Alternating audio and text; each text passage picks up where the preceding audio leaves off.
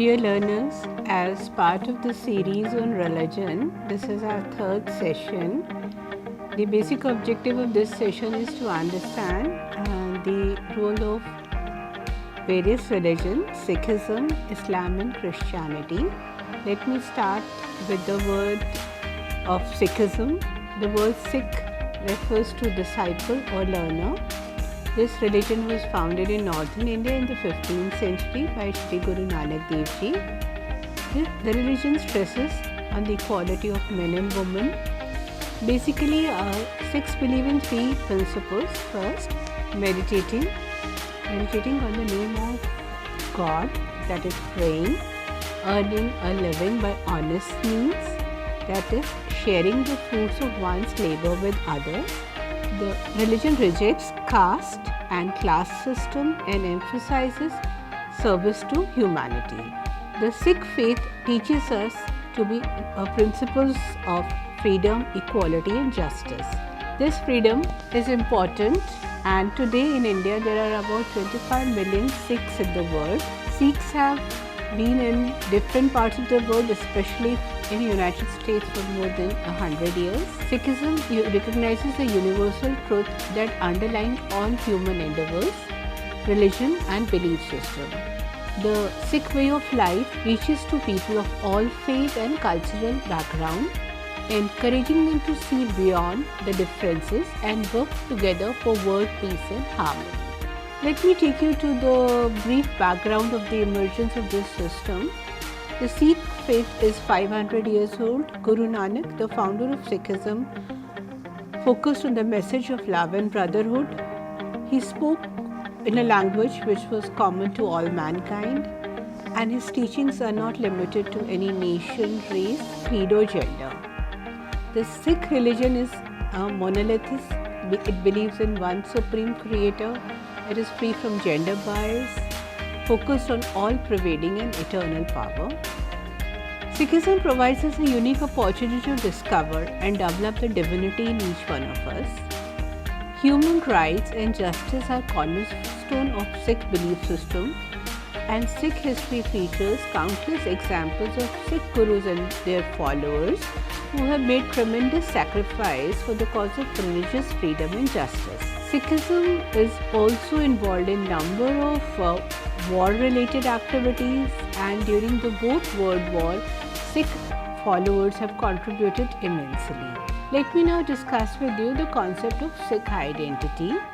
In 1699, the 10th and the last living Sikh Guru, Guru Gobind Singh, summoned his followers to the town of Anandpur in Punjab, and around 80,000 came. According to history, Guru Gobind Singh appeared before his people, flashed a naked sword and demanded a head. He repeated his call until 5 Sikhs volunteered. These 5 individuals came from different parts of India and were from different castes. Subsequently, this was a historical day, and Guru Gobind Singh Ji bestowed a new set of teachings to his followers, new creed of Sikhs. The Guru initiated the 5 into the order known as Khalsa, and it has a historical role to play. On that day, he gave Sikh a unique identity which includes 5 articles of faith. First, unshown hair as a gift of God and Guru and a mark of Sikh identity. Second, a small comb for the hair. Third, a steel bracelet which signifies a reality with no beginning and no end, and is also a symbolic of Sikhs' commitment to ideals of faith. It indicates fearlessness and identity to Sikh religion. A sword which is indicative of resolve and commitment to justice, and a knee-length braces in which one has to go for a disciplined lifestyle as a Sikh. So these Sikh sculptures and the various articles of Sikh religion help us to understand how to live a life based on right principles. The writings of earlier Sikh gurus along with the writings of famous gurus were compiled in a writing known as Guru Granth Sahib, which is a unique collection of spiritual writings for Sikh. Guru Granth Sahib is the repository of all spiritual knowledge and authority. All matters related to Sikh community are vested and worldwide Sikh prayer through the holy text of Granth Sahib. It helps in increasing the awareness of the spiritual heritage. Sikh refer to 10 Gurus, Guru Nanak to Guru Gobind Singh, because they have delivered the divine word, the various sermons and preachings. Therefore, the word Guru has a very special meaning in Sikh literature. A person who propagates divine messages and helps the mankind to live a healthy life. In Sikhism, the place of worship is known as Gurudwara. I am sure you must have visited a Gurudwara or have understood the activities from a distance. Many times, Gurudwaras had served as a refuge for homeless and destitutes. Gurudwaras usually display the Nishan Sahib, a saffron color triangular flag behind the khanda, the symbol of Sikh faith. Visitors, irrespective of their religion, are offered shelter, comfort and food. The prerequisites for entering the Gurudwara are removing shoes, covering one's head with a handkerchief, scarf and praying. Charity is again important whenever we are visiting a Gurudwara. In a Gurudwara, no special place or seat is reserved for any dignitary. All are considered equal. The service consists of singing of various hymns, studying about Sikh history, tradition and theology. Non-Sikhs are always welcome in Gurudwara, and Gurudwaras are found all over the world.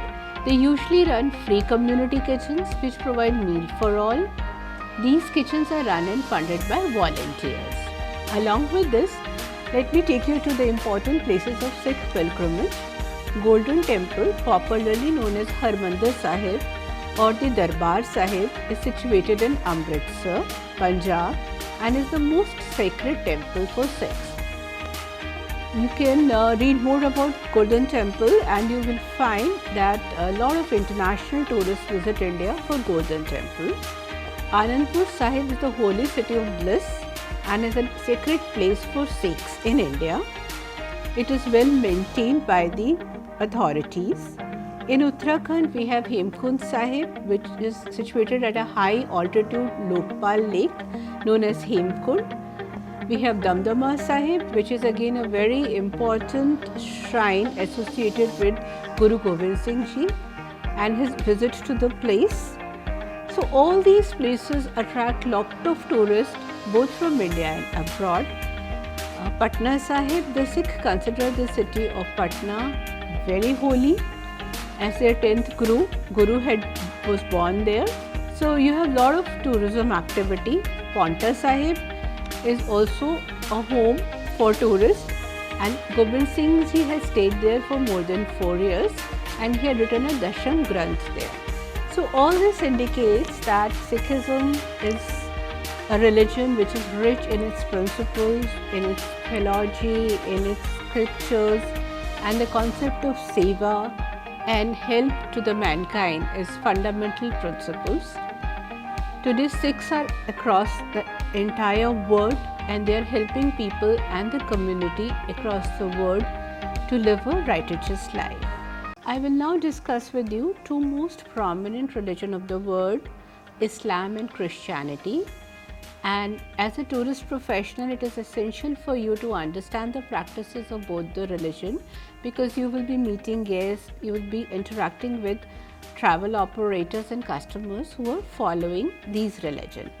So let's talk about Islam. Islam is the second largest religion in the world after Christianity.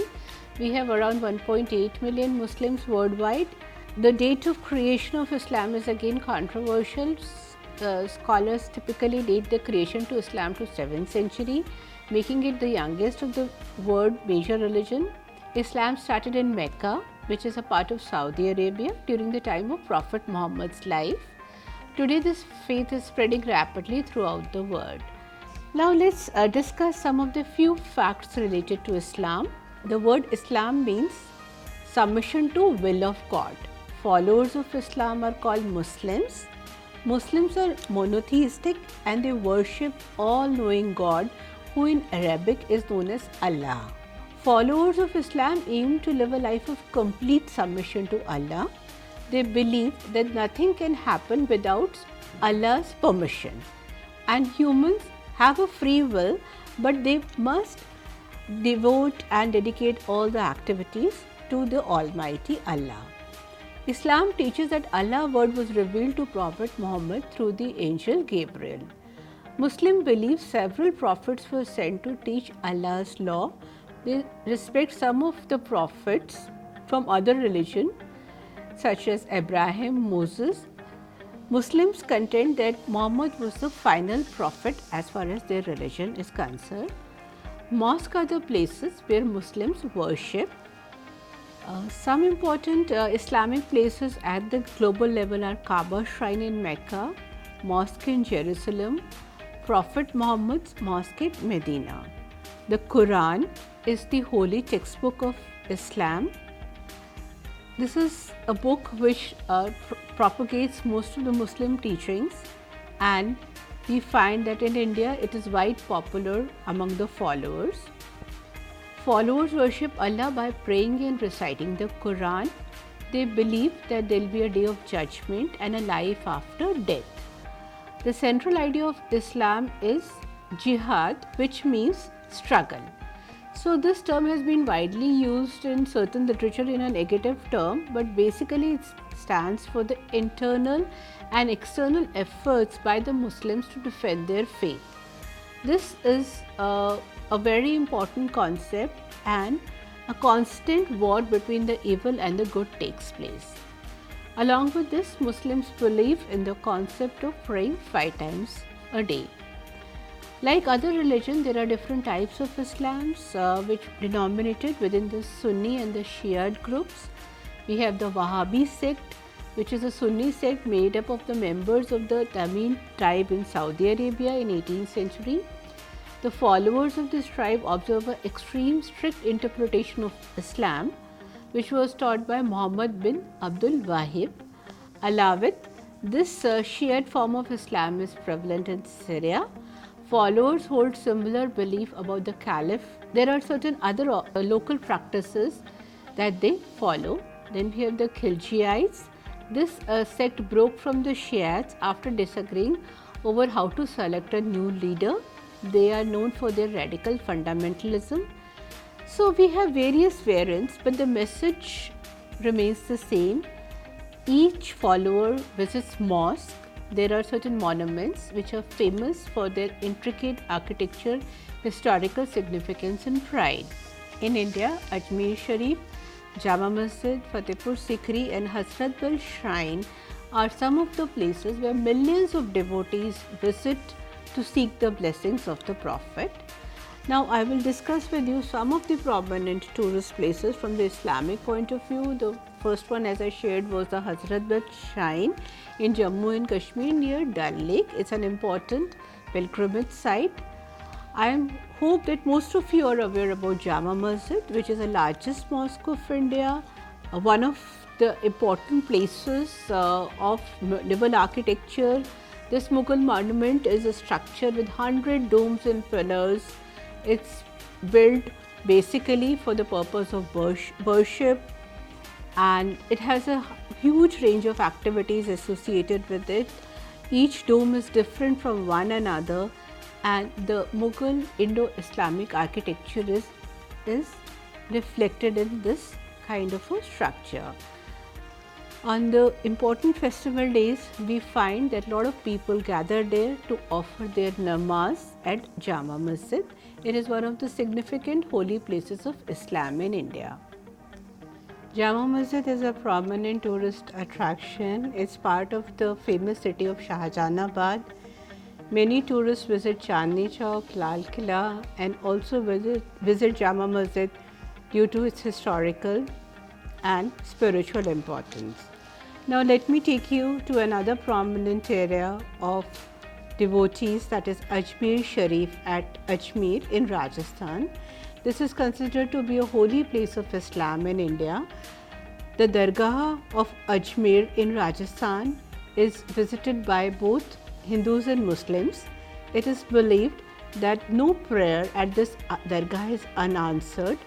The Dargah is one of the most revered shrines of Islam followers in India. It's a famous pilgrimage center where people from different religious backgrounds come to offer prayers, not only from India but also across the world. The Dargah reflects Muslim style of architecture. Let me just give you a brief background about Ajmer Sharif. Ajmer Sharif is a grave of Saint Khwaja Moinuddin Chishti.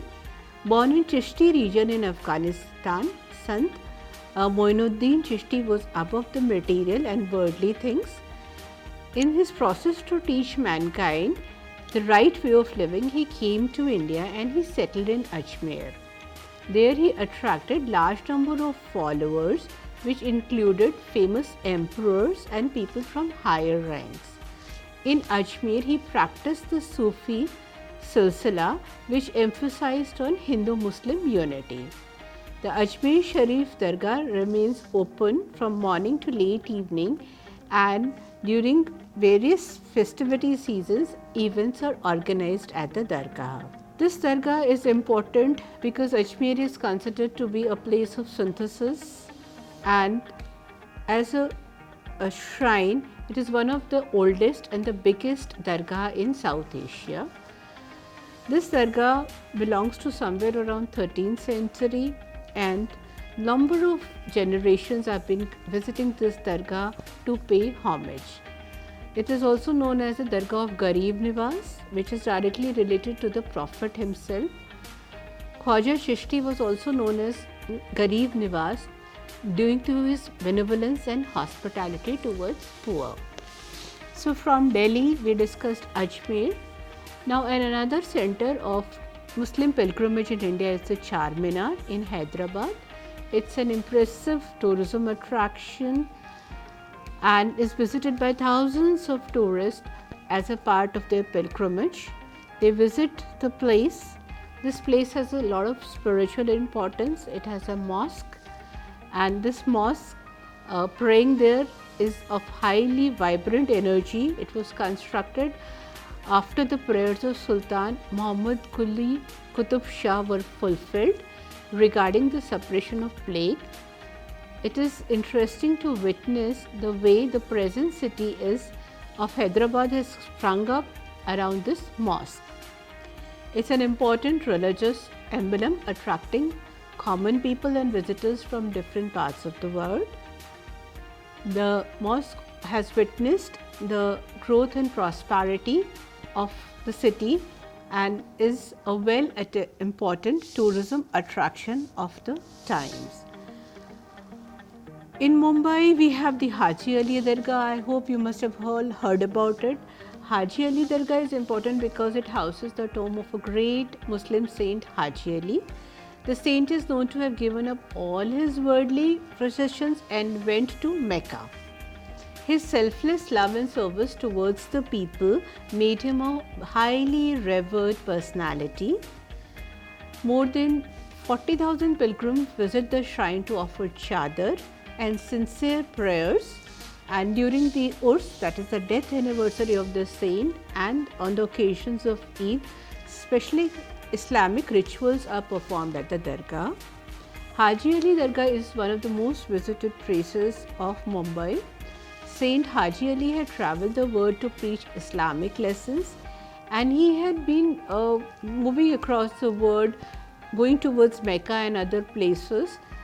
And once his health fell drastically, he asked his followers to cast his body in a coffin in the Arabian Sea when he dies. Soon he left the world, and his followers did as they were asked. It is said that the coffin stuck on the piles of rocks, and this is where the Dargah stands today. It's a highly blessed place and is visited by a number of pilgrimages across the world.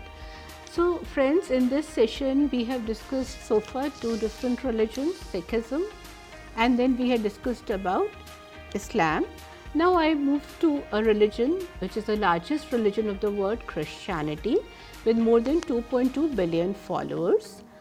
We all know about Jesus Christ. You must have read about him. Jesus was born approximately in 7 BC and is believed to begin his teachings in the early years of his life. Christianity is divided into a number of divisions or denominations, which include the Roman Catholic, the Eastern Orthodox and the Protestantism. But the basic principles remain the same. Those who follow Christianity believe that Jesus was crucified on the cross and was buried and was resurrected again, has a different way of life, and those who believe that he died for the forgiveness of the sin have their own ways. Now, of understanding the religion, some interesting facts about Christianity. Jesus is also referred to as Messiah or a Christ. Most Christians believe that Jesus is the Son of God and his coming was predicted in the Old Testament of Bible. Jesus' teachings and his lives are documented in the New Testament of the Bible. Christians believe that Jesus will return to the earth in the second coming of Christ, a day of judgment for humans for their sins, and will grant eternal life to those who believe and follow his teachings. In Christianity, the word gospel is used to refer to a written account of Jesus' life. The 10 Commandments are the principles of Christianity. There can be different interpretations and variations about the commandments, but the most important aspect of these is that they prohibit murder, theft, adultery, and they focus on worshipping good values and principles, practicing them in a day-to-day life. The Roman Catholic Church is the largest Christian denomination in the world. Today, Roman Catholics make up approximately half of the world's Christian population. There are approximately 800 million Protestant Christians worldwide today. Approximately 160 million of world's Christians are in following the basic principles. So we can see that there are a number of practices, there are a number of books on Christianity that are available in the market, and you find lots and lots of Bibles are distributed as a part of the religious activity across the globe. Christianity includes number of people who work for the promotion of religion. They can be bishops, they can be preachers, they can be saints who visit different places including churches, and spread the message of universal brotherhood. Church is an important place of worship. Christians believe in angels, devils, demons and Holy Spirit, Mary, Mother of Jesus, and also in the concept of heaven and hell. Christians believe in one God, essentially in the Trinity of Holy Spirit, Father and Son. Another important aspect of Christian belief is that they consider afterlife, an internal heaven or a hell depends upon individual faith in God. They worship, and the important Christian events are Christmas, Good Friday, Easter and All Saint Days. Christianity teaches universal brotherhood and to be away from 7 deadly sins including pride, greed, lust, envy, anger. Baptism in Christian faith can have different meanings. Some people believe that if we go through the process of baptism, then we become a formal member of the church, while others link it to salvation, or it helps to strengthen a person's faith. So we see so many variants of Christianity. It is practiced in India and in different parts of the world, across the world, mainly practiced in North America, South America and parts of Europe. Apart from Jesus Christ, there are a number of prominent saints which are respected, worshipped in Christianity, and their teachings are popular among the masses. In India, Christianity is spread in different parts. We find churches in all the major cities of India. We have churches in Tamil Nadu which are prominent among the tourists. These are the religious places. Saint Francis Xavier, who dedicated his entire life for the growth of Christianity.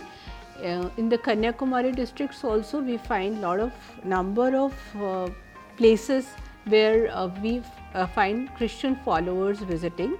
The Tamil Nadu churches hold a unique place in the historical past of Christianity in South India. and one of the important religious places to be visited during a trip to India. The next and the most important place in Tamil Nadu is also the St. Thomas Cathedral and the St. Mary's Church, St. John Church. All these are the churches of Sacred Heart in Delhi, are some of the very prominent places. Along with that, we have churches in Goa which offer us some of the insights about the development of Christianity and how it prospered on the Indian soil. So we have a lot of practices, we have number of Christian schools in India which promote the basic principles of God and help people to live a life based on religious thoughts and principles. So in the end, I would like to sum up that the linkages between tourism and religion is very strong. Whichever religion you follow, whether you follow Christianity or Islam or Sikhism, it is very much related with the type of destination you wish to visit. If you are a follower of Sikh religion, you prefer to visit to famous Gurudwaras both in India and abroad related to the Sikh Gurus. If you practice Islamic religion, then mosque is one of the important places, and you also visit the shrines of various Sufi saints. And in Christianity, we find that churches of Goa or churches in different cities are symbols of religious practices, and tourists across the globe visit Goa or such places to gain an insightful experience about the religious aspects. Religious tourism in India is growing in a big way. We are facilitating, developing our facilities, our infrastructure, and also promoting special campaigns to conserve these historical places. These places are not only prominent from the point of view of religious importance, but they have an element of faith associated with it. Most of the tourists are mass tourists who visit these shrines, these places to gain insight into their spiritual experience, for upliftment of the self and for the social and community development. The architectural styles of these churches, mosques and gurudwaras indicate a unique mixture of different architectural styles and also provide us an insight about the synthesis of culture in India.